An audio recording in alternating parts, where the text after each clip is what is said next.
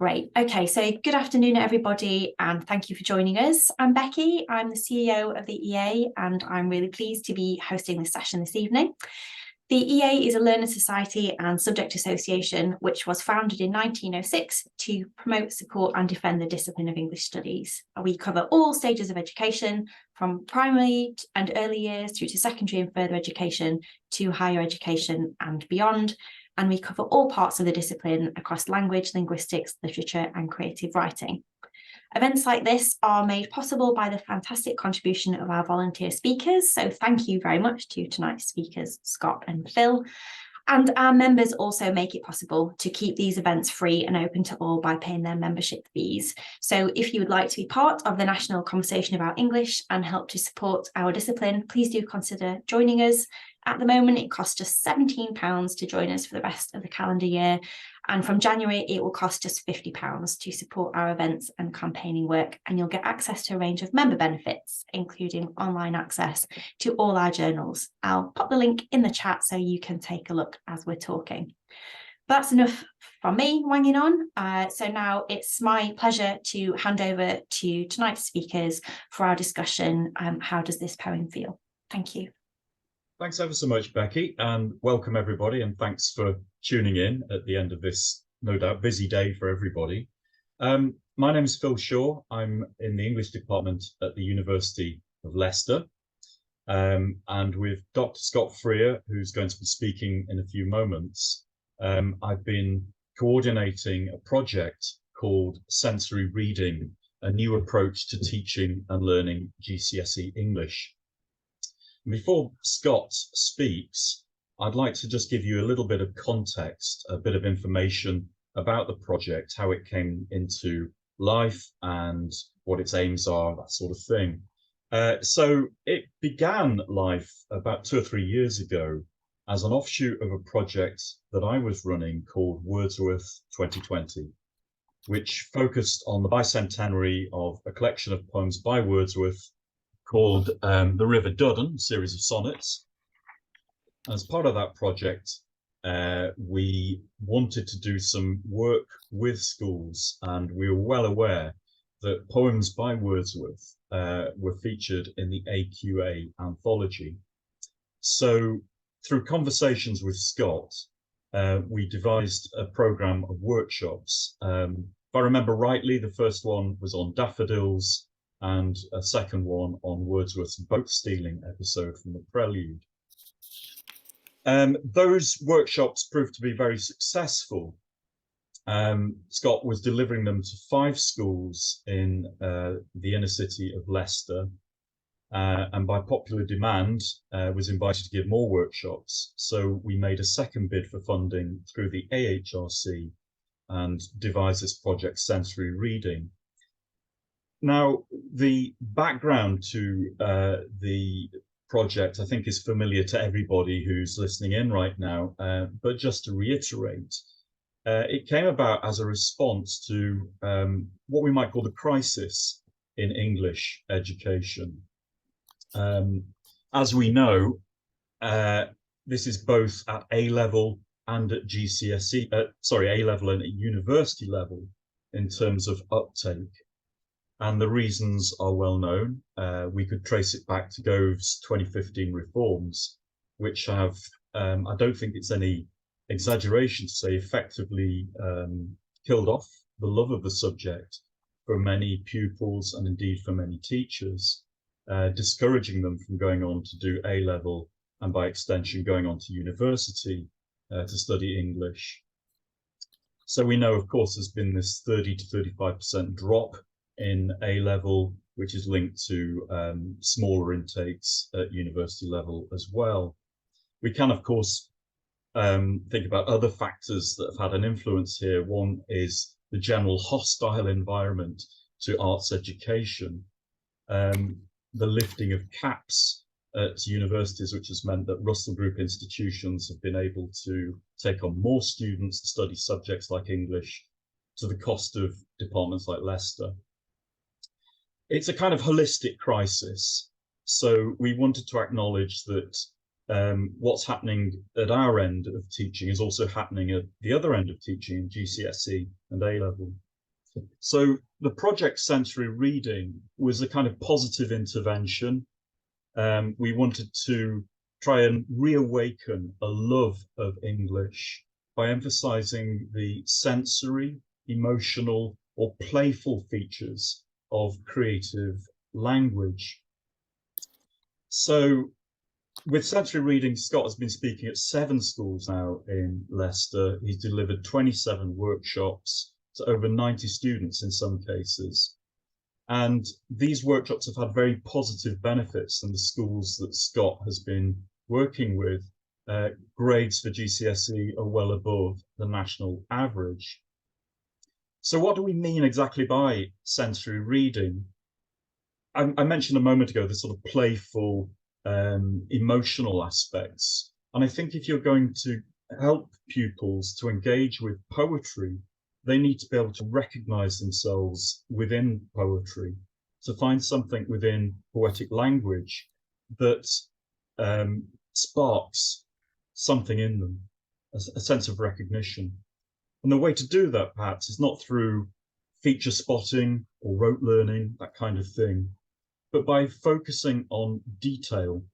And an example that Scott has used is the road sign that he saw and took a photograph of. Think Derbyshire or wherever. Red squirrels drive slowly. And you can put that on your screen in the classroom, and you can get students to think about the strangeness of that phrase. Red squirrels drive slowly, do they? What kind of vehicles do the red squirrels drive? This is a way of kind of simply reawakening a playful or creative response to ordinary language.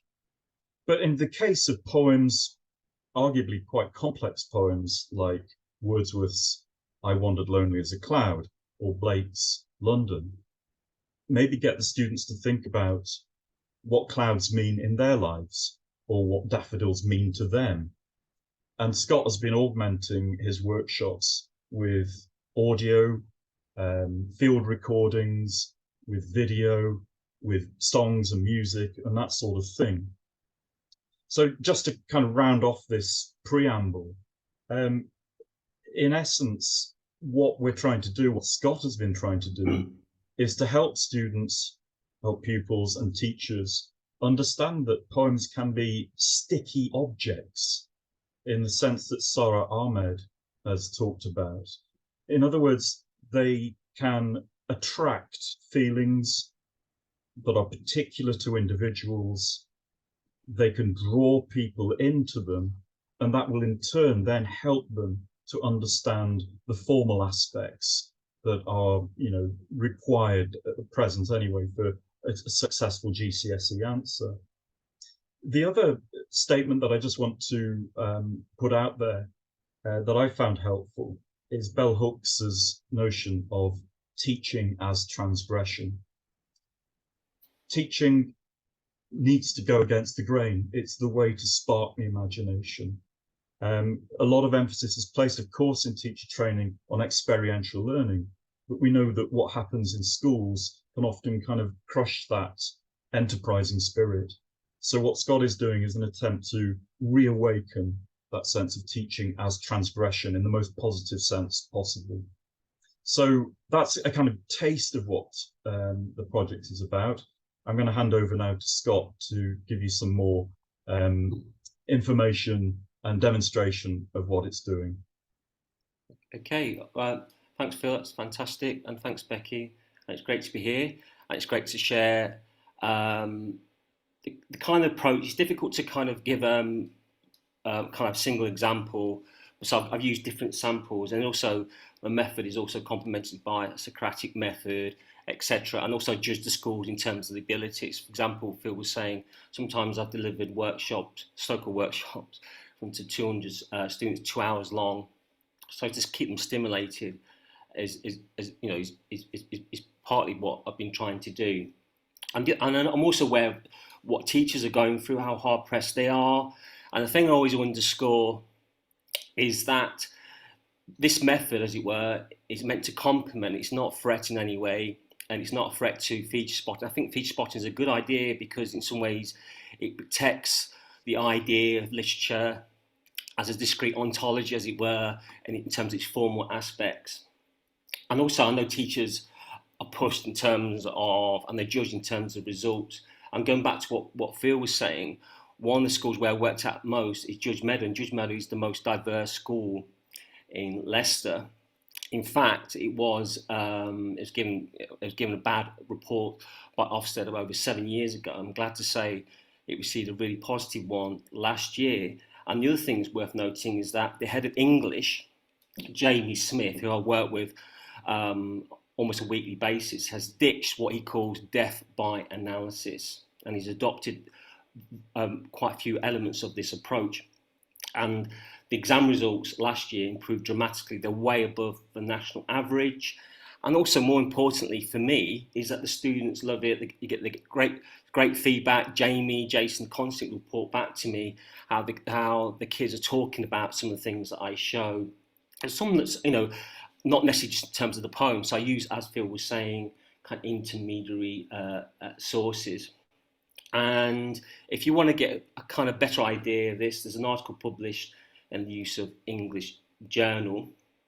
What was also interesting in terms of how I've also been observed by many teachers, sometimes I've had 3 or 4 teachers in a classroom. The one thing that struck me in one school was a teacher who was very supportive, who said that my method was circuitous, which I thought was interesting, as though the aim was to directly get into the heart of the poem by extracting meaning, and that's something that I'll be talking about at the very end. But some of the student comments were, Scott blew my mind, as if it were a colliery kind of opium experience. And another one which I found quite touching was, and also I thought quite pertinent, Scott made poetry sing. And music is, as Phil was saying, is a great source, and a source that I use with regards to teaching poetry. So as I say, it's difficult to replicate the workshops, and I'll give you some samples. And I've divided it into 2 halves really. Focus on the poetry of nature. A lot of the poems in the AQA Poetry Anthology deal with the power of nature, and there's about 7 poems that are war poems. Okay, so if I can get this thing going. So the first thing I do, before I teach, say, Ozymandias or the Prelude, is engage students with different perspectives of nature. Most of the kids in his city, Leicester, don't even know where Cumbria is. They've probably never heard of the place Cumbria, and their perspective of the rural world is probably, or their sense of any kind of rural experience is a park bench bedecked with cigarette butts. So trying to give them different perspectives of nature is important. So I do it in this kind of order. Nature is beautiful and enchanting, colourful and animated. Nature which transforms or re-energizes the human spirit. Nature that induces a sense of awe, that is boundless, magnificent and overwhelming. And nature as threatening and destructive. So this is the kind of visual aid that I would use. So I use this in relation to daffodils. And I simply ask the question to get things going: what feelings does this image inspire in the students? And the responses are quite interesting. And it also, what's interesting about this, it tests their vocabulary, and students can hear other students, invoking certain words. Students come up with words like tranquil, etc. And then I get them to look at this image, which is familiar to most of the students, and the response is quite contrasting. It's a image of Leicester, in case you didn't know. There's St Matthew's somewhere, I think. Yes, there's the tower nearby where I used to live. And they recognise instantly, and their response is immediately dirty, ugly, crowded, noisy, etc. And then I would say to them, what are you thinking? Like, you're responding like romantics, you've got romantic sensibility. I also use audio, I use a kind of audio material, sounds from the people shopping in the marketplace, and the sound of trickling water in Grasmere. And again, you get very similar kind of response. So that's the kind of first thing I do, just set up an interesting debate and get into kind of the spirit of the event. And then we go on to daffodils. And I look at that. So in most cases, and I observed this, in most cases, the students will be asked to then look at that first line, I wander alone as a cloud, and they'll be asked to identify it as a simile, and they're putting on their sheets simile, okay? I asked the question though, looking with that picture in mind, that imaging in mind, how would you feel if you were a lonely cloud? And this kind of links to what Phil was saying in terms of a sense of recognition. And the responses are amazing. Some of the students talk about being above the world, a sense of superiority, a sense of escapism. So you get this they're almost kind of thinking like romantic poets. Okay. And then I explained to them that in the 1815 revised version, so again, this is looking at different perspectives of nature, he added this extra stanza, continuous as stars that shine and twinkle on the Milky Way. So I show them an image of the Milky Way, and I simply ask the question, what's happened to the daffodils? What view of nature is conveyed? How do you feel now? And students will say a feeling of a void, a sense of being overwhelmed, and different. And the point, again, they're kind of hinting at these romantic themes. And these GCSE A levels, and again, it's testing their vocabulary. It's bringing out vocabulary. What's interesting, so Judge Meda won an award for in terms of the school's vocabulary and the vocabulary that the students use. And it's because, and in a way, my experience was that the students have that vocabulary, but it's not being brought out with regards to the teaching or the study of literature. So this brings me on to another perspective of nature, the sublime. And so we've gone from an object that's ordinary to something that's extraordinary. And the way, and again I use another visual aid, I don't do this as quick as this, and I asked them to look at this painting, okay? And I asked the question, if you were the wanderer in this painting, what position vis-a-vis nature would you be occupying? And I might rephrase the question in terms of the students' abilities. And it's interesting, some students will think about in terms of the daffodils, wandering alone as a cloud, against a sense of superiority, something that's more expansive in terms of the ordinary object of the daffodil. And also so hinting the idea, this kind of, the viewer as having this elevated position, and the spectacle of nature is magnificent and expansive.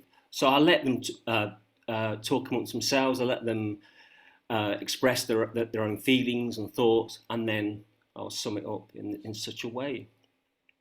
And finally, in terms of the sublime, I play the opening to Richard Strauss's also Sprach Zarathustra, which and ask them to think about the conflicting emotions that this piece inspires. And most will talk in that language of romanticism, the sense of harmony. Might not necessarily use that word, but they talk about in terms of the sense of harmony, these clashing sounds. And it's interesting because Richard Strauss, as some of you might know, is a late romantic composer, and in some ways he's anticipating modernist compositions in terms of open-ended dissonance. And we'll talk about that. So, and students love it when you kind of engage with music and talk about the emotions of music. Okay, and then we go on to a completely different, well, not necessarily completely different, another perspective of nature. And we'll look at this painting. This is Pill Castle in a Storm by George Beaumont. And it's exhibited in Newark Museum. And I ask these kind of questions: what perspective nature is now given? How does it compare to other perspectives that we looked at? If you were residing in this castle, what would you feel? And a lot of students will debate in terms of losing an innocent view of nature. And I say, well, again, that is a kind of way in which the Romantics articulated themselves. And to sum up, to get them to close that debate, that opening part of a workshop, and I use different examples in different workshops, and that might take up half of the workshop. But I've given 2-hour workshops, and they might be spread over quite a few other workshops. I'll ask them to think about it in terms of sinking of the Titanic, and also I might show a clip from the end of The Planet of the Apes, 1968, when Charlton Heston sees Statue of Liberty and this apocalyptic dystopian world. So we get onto the poem. So it's interesting that teacher said he thought it was circuitous, but it only takes usually half of the workshop, and there are plenty of workshops on Ozymandias and I don't neglect close reading. I take quite a few lines out of the poem and get the students to focus on particular words. So these are some of the questions that I would give the students with regards to Ozymandias, having looked at these different perspectives of nature. What kind of landscape is being described? What do you visualize in your mind when you read boundless and bare, the lone and level sand stretched far away? What do you feel when you read out aloud the final line, the lone and level sand stretched far away? What do the sounds in this line reinforce? The poem ends with an alternating rhyming scheme: despair, decay, bare, and far away. Let the words reverberate in your head. What do you feel? And I'd also use those different perspectives for looking at the extract from the Prelude by William Wordsworth, thinking about this contrasting view of nature, the power of nature to both enchant and enchant. And in the extract, the speaker returns across the lake with a disturbing view of nature. Over my thoughts there hung a darkness. The spectacle of nature is no longer enchanting. It's the pivotal moment in the Prelude that prompts a pagan view of the natural order. And these are some of the lines I get the students to focus on: be huge and mighty forms, but do not live like living men, move slowly through the mind by day, and were trouble to my dreams. So these are the questions I would use with regard to this extract and some of those lines. What human qualities does the poet attribute to nature? How is the physical reality of the natural world associated with human experiences? What stages of psychological transformation are conveyed? And having built up and having given those different perspectives, the students will talk in terms of enchanting and disenchanting views. Okay. I also use those examples for workshops on Storm on the Island by Seamus Heaney, a poem which conveys a powerful void of nature. And we emphasise the idea that there are no trees, there's no natural shelter in this community, nor fields of hay. So the question that I asked the students to think about is, what kind of landscape does Heaney describe? Is this a place where you could live? And also show them a clip from Michael Powell's The Edge of the World, which is set on an island in the Hebrides where there are no trees, there's no shelter. And it's that kind of survival mode of existence in a quite brutal and unforgiving landscape. And again, how does Heaney's perspective of nature compare to other poems in the AQ anthology? And this is important in terms of the exam because the students are asked to compare the poems. Okay. It's also relevant with regards to the poem in the anthology Tissue.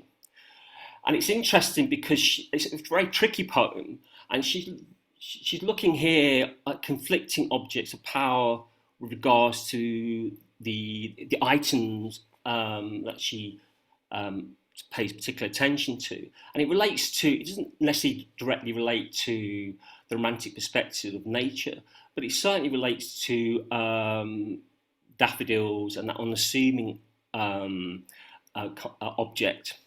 So with this, one of the things, and I've written this in the booklet, so if you're interested in this, you can talk about this at the very end, or you can contact me or Phil. I also give creative exercises for students and to teachers to use, and I ask the students to trace their steps to the school and to note down the small details in nature rather than the monoliths, here kind of quoting from the poem, along their journey, and compare their travelogue to a map. So this is a way of them encouraging them to engage with their surroundings. So the anthology includes, I think, 7 or 8 poems, war poems. And one of the things that I do is ask the students to think about different perspectives of patriotism with regards to Charge of the Light Brigade by Tennyson, Kamikaze, and Remains. And we begin with Kamikaze. And it's interesting, there's conflicting voices in this poem. And you can think about this as a dialectic between the pilot who does not perform the expected duty of self-sacrificial patriotism and the family that has internalized the patriotic dogma. And they ask the question, simple question, are you patriotic? And as you can imagine, in Leicester, particularly following the King's coronation, where there were lots of royalist exhibitions, displays in hallways, this it inspires a charged debate, and also the question, what does it mean to be patriotic? And I quote, there's not to reason why, there's but to do and die. And they use various stimuli, visual stimuli, depending on the school where I'm teaching. For example, the infamous gotcha headline during the Falklands War, when the Belgrano was sunk, and also the image that's used in mythologies by Roland Barthes with the black soldiers saluting the French flag as though he's hailing the French Empire. And this, particularly in the schools in Leicester, this stirs a quite interesting debate. And we move back to Kamikaze. And I show videos from YouTube. I try to contextualize the poems, as well as talk about timeless themes. I try to contextualize it, and it's quite interesting with the anthology. The anthology basically reprints the poems without any sense of context. And some of the guideline books I've looked at are quite flimsy and spartan with regards to context. So I show them videos of kamikaze pilots, and we talk about patriotism in that sense. And also then ask the question, where do your sympathies lie with regards to the pilot in Kamikaze? The pilot returns home, he doesn't perform his patriotic duty. And it's interesting, given the conflicting voices in that poem, asking the students where their sympathies lie. And then we look at Tennyson's The Charge of the Light Brigade. I think it's an interesting poem because Tennyson is drawing from the article in the Times by William Russell, and he very much captures the visual detail, the landscape, the charge of the Light Brigade towards the guns into the jaws of death. But what I find, and ask the student the question again to think about the view of patriotism here, but more importantly, what's interesting, lots of classrooms that I've been in, there's often kind of displays talking with headlines or the reality of war. And I think that's quite interesting theme that the students like to engage with. And we compare this with Wilfred Owen's exposure in terms of a first-hand experience and a removed or second-hand experience. Then they ask the question in terms of the visceral effects. Does Tennyson capture the visceral effects of war? And this is particularly pertinent given the last poem that I look at, which is quite harrowing, to be honest. And what's interesting about this poem by Simon Armitage is actually it wasn't published in the book. It actually derives from a documentary. So the primary source is a documentary, The Not Dead, which was shown on Channel 4, and it tells the story of three returning soldiers who are brutalised, who have post-traumatic stress disorder, who are physically and mentally scarred. And that's quite interesting in terms of the context of the poem. When I first read the poem, I kept thinking, who is the voice here? Who's the voice? And when you go to the film, you realise it's Rob who's in the middle. Rob who served in Iraq, and Rob who had who killed he shot a looter in a bank who's looting a bank in Iraq, and he came back and his view of patriotism and his patriotic view was completely dismantled. But what's interesting, Simon Armitage, it's very clever and it's quite moving, is that Rob reads out the poem written by Simon Armitage. So it's the voice of Rob. So what I asked the students to do is to read the poem initially, and I asked them, where do your sympathies lie? Do your sympathies lie with this anonymous speaker? And often they say no. They see it as someone who's committed a horrible atrocity. And then we show a clip from the film. And then I ask them what their view is now. And a lot of them are quite moved, and they feel, and the sympathies shift towards Rob. And they see, and what's interesting about the poem is that Simon Armitage's poems are characterised as kind of colloquial language. And the poem very much, almost directly, speaks on behalf of Rob. Okay, so to sum up,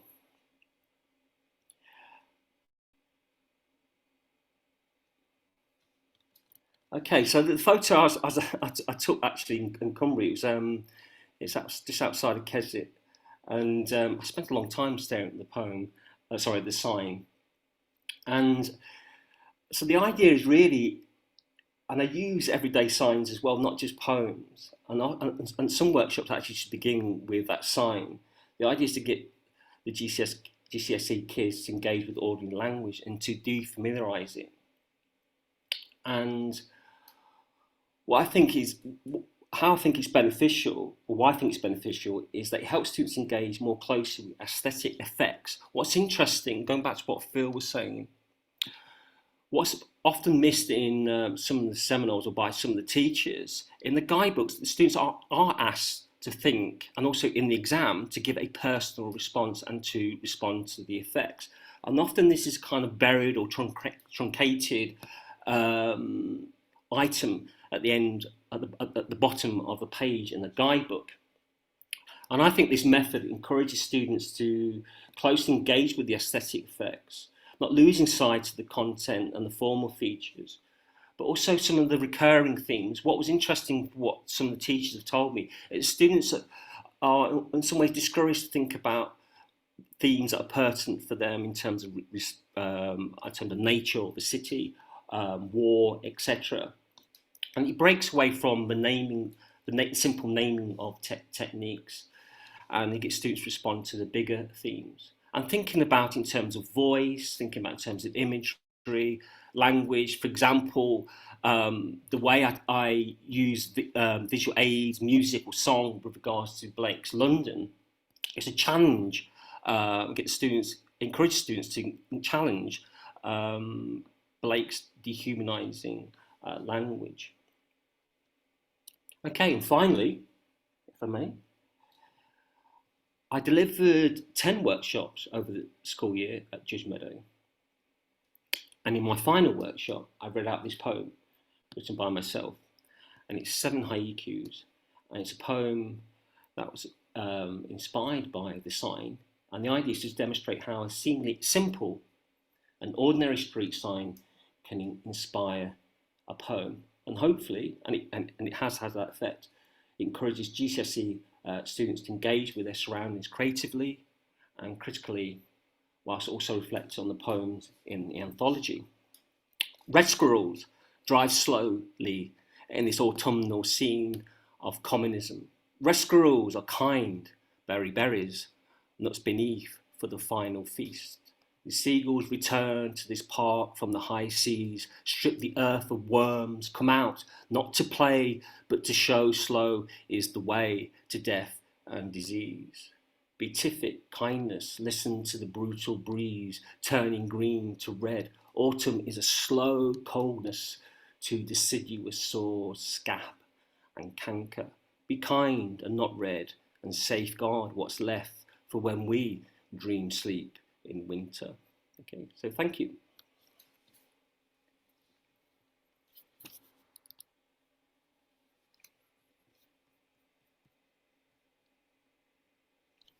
Scott, I have to ask, did you put the steering wheel on that sign? No, I think it's quite interesting. It's about 5 miles outside of Keswick, and the lane is an obscure lane, so it's not a lane that many people walk by. So I think it would have been a local. No, I didn't put the steering wheel, but it's an interesting. But we applaud the person who did. Yes, we do. Okay. They read slowly. If you've got any questions, please either turn on your mic or put something in the chat, and Scott will be happy to respond, or I can.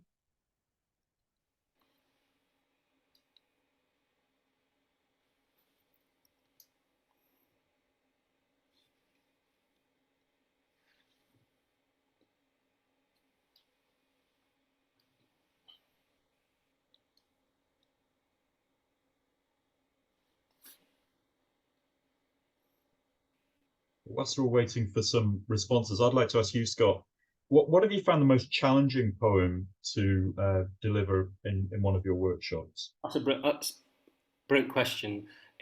It was Remains, and also because it's without context, but it's also it's delivered as though it's a poem. Because it is an intermediate source. It is from a documentary film. And the other one was Poppies, which is a poem about Remembrance Day. And I sometimes cite Sylvia Plath in terms of the way she talks about poems as a suitcase with all these compressed objects, and she unfolds this suitcase, and I use that as a way of talking about Poppies. Every line, every word is almost elusive, and also it presumes that the students will know the multiple contexts which that poem is alluding to. So I found that very difficult, but at the same time not flattening it in terms of trying to preserve the aesthetic wonder. And I say to the students at the end, it's also in the booklet, that I don't feel I arrive at a final reading. I always feel as if I'm slightly outdone, as it were, by the poem. And so I find that difficult. I think it's good for students to feel that they feel comfortable. They eventually feel comfortable knowing that there's no right or wrong answer, and they can be playful. Not you talked about playfulness in terms of language, but also playful in terms of interpretation. So sometimes one exercise I do, which I've shown you, is to extract words or phrases or lines from the poem without them reading the poem, and ask them to give an immediate response to those words. And often they may seem irrelevant, but often they point to timeless themes. And that helps. It's just to encourage students to, if I may say so, I think the schools are very much, and I understand why, focus on discipline, and some schools are quite regimented in that sense. But it can create an atmosphere that's not conducive for the openness in terms of debate and interpretation. So anything to when I did tissues, the students became very noisy and vocal, and there's a teacher at the back who tried to silence them, and I thought it was a great sign, because there wasn't a hostile noise. It was a noise of a heated or intense debate, and I think that's what I'm not saying that's my goal to go there to stir things, but that's something I try to induce in the students. Thanks, Scott. There's some questions in the chat that I want to put to you. Catherine Morley, I can't speak at the moment, but I wonder, Scott, if you might be able to tell us if many students decided to continue with English after taking your workshops. I can tell you categorically that some students have told me personally that they want to go and study a degree. I can't tell you whether they're going to do A-level because I've not got that feedback yet from Jamie Smith and Jason. But I know this, many of the students in the workshops have told me, and also their teachers, that they want to go on to study, and they may be year 10 or year 9, etc. And but I try not to go with an instrumentalist idea. I don't go there with the idea I want you, this is what I want out of this, because I think it slightly skews what I'm trying to do. Yeah. But yeah. There's another question here from Fifi Homan. That was fantastic. Thank you both. What was the pupils' response to learning you'd written the poem showed to them at the end, the Red Squirrel's poem? Well, they loved it because they knew what park I was referring to. I was referring to Victoria Park, and and I used the sign at the beginning of the workshop, and we had a good laugh, and we had imagined the kind of world order in which these red squirrels lived, and they thought it was moving, sad, but the autumn, but primarily playful. They loved the sounds. They talked about the sounds and the playfulness of it, and they didn't necessarily. We didn't talk about what message, if it had a message. It's interesting. A lot of schools talk about message or in terms of themes in regards to content, but they talked about the playfulness of it all, and they liked the idea that a seemingly transient object could inspire something creative, and some schools are doing a good job in that sense. In terms of music, so trying to do that with regards to GCSE literature, I think that could be the next, as it were, the next stage. Yeah. To use more creative exercises to stimulate debate about these poems. I can see we're almost out of time, but I would like to encourage and invite any teachers in particular who've got any observations. Doesn't have to be a question. Just to round things off, if you'd like to turn on your mic or type something in the chat, please do so. Otherwise, I'm still mulling over red squirrels and their slow driving. I'm actually reminded of that classic example that Terry Eagleton used in his Introduction to Critical Literary Theory, that classic book written over 30 odd years ago, where he talks about all dogs must be carried on the escalator. And the sort of strangeness of that imperative, or all dogs, and the wonderful cadence of escalator as well, just as a way of making strange, defamiliarizing ordinary language. So it's kind of good to see that genealogy, in your own thinking, that there's a kind of inspirational point there for you. Yeah, and some of the students I've spoken to who feel alienated, and I've spoken to directly and say, well, do you like studying literature? And they say no, and they say, and I say why? Or because I want to do this or something more practical. And then those examples in terms of practical language that it slightly kind of undercuts that perspective, that they think language is the ideal is as a precision of articulation, which is associated with science, and I'll go back to what the results at Judge Meadow. They won the war in terms of vocabulary. It's stretching their vocabulary. It's vocabulary they can use in other subjects as well. Okay. I can see we've got one new message. This is Sharon Ring. Just like to say a quick thank you before I disappear. Thoroughly enjoyed the session. Will there be a recording and resources to access afterwards? Yes, there is a recording. I think Becky can confirm that. Helen says, I've used sensory resources in the past, and the one issue I faced was the time constraints, the meeting deadlines for completing poetry in the academic year. Curriculum is so squeezed. Yeah, absolutely. That's something you've encountered as well, Scott, isn't it? That it's really hard to carve out that space for the kind of work that you do. But sometimes only going once every 2 weeks, and it's just that's enough, and it has a kind of long-lasting effect. But I would say why not use it first? Just use one sensory source at the beginning of a classroom, or one way of stimulating a circuitous way into a poem. Okay, Becky, are we out of time now? I'm so sorry, but yes, we are. But thank you so much, Phil and Scott. That's been such an inspiring and enjoyable conversation. We will put this recording on our website tomorrow, so you can watch it again and share it with colleagues. And if you have any further questions, I'm sure if you just pop them along to me, I can put them to Phil and Scott and get you all in touch. All right, so thank you all so much and enjoy the rest of your evening. Thank you. Thanks, Becky, and thanks everybody for listening.